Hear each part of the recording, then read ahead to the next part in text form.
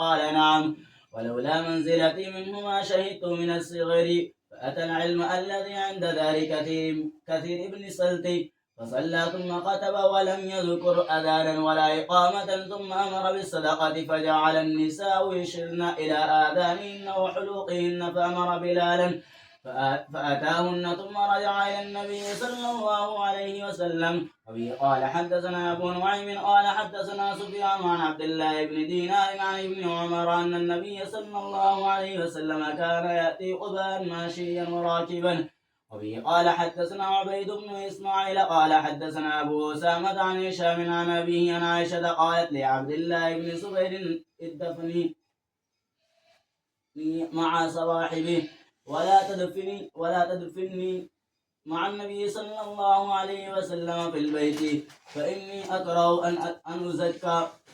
وعن هشام عن أبي أن عمر أرسل إلى عائشة إذن لي أن أدفن مع صاحبي، فقالت إي والله. قال وكان الرجل إذا أرسل إليها من الصحابة قالت لا والله لأوثرهم بأحد أبدا. وبه قال حدثنا أيوب بن سليمان قال حدثنا أبو بكر بن أبي أويس عن سليمان بن بلال عن سالم بن كيسان قال ابن شهاب أخبرني أنس بن مالك أن رسول الله صلى الله عليه وسلم كان يصلي العصر فنأتي العوالي والشمس مرتفعة زاد الليث عن يونس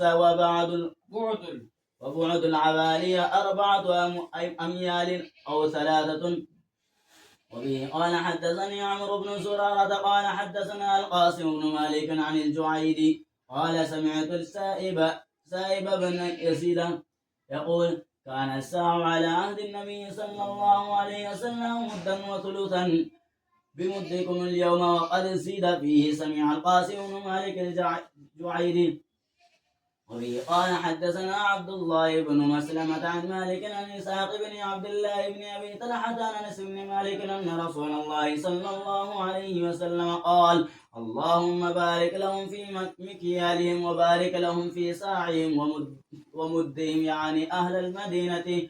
وبه قال حدثنا إبراهيم بن المنذر قال حدثنا أبو زمرة قال حدثنا موسى بن عقبة عن نافع عن ابن عمر أن اليهود جاءوا إلى النبي صلى الله عليه وسلم برجل وامرأة زنايا فأمر بهما فرجما قريبا من حيث توزع الجنائز عند المسجد. وبه قال حدثنا إسماعيل قال حدثني مالك عن عمرو مولى المطلب عن أنس بن مالك أن رسول الله صلى الله عليه وسلم فلعله أحد فقال هذا جبل يحبنا ونحبه اللهم إن إبراهيم حرم مكة وإني أحرم ما بين لأبتيها. تابعه سهل عن النبي صلى الله عليه وسلم في أحد.